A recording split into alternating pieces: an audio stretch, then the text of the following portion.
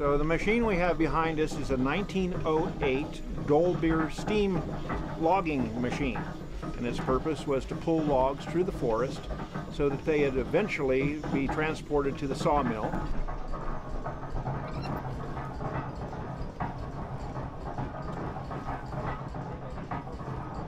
So this steam engine operates essentially by a wood fire boiling a steep kettle full of water, creating steam. It carries a variety of whistles on it, but back in the day really it only had one whistle for purposes of communication within the forest.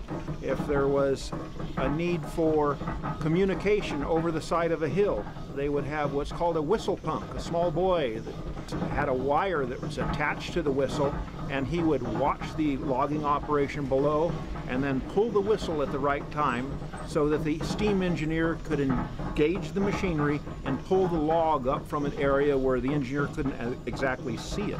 So what we will be doing is a demonstration of how this machine actually moved logs through the forest.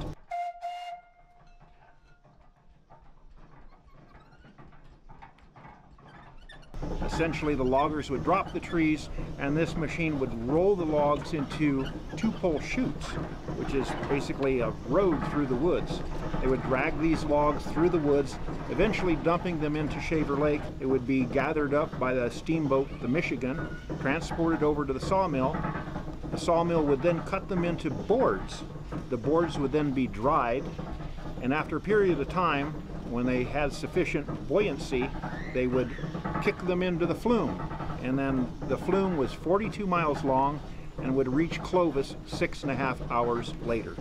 So at the turn of the century, this was the latest and greatest technology.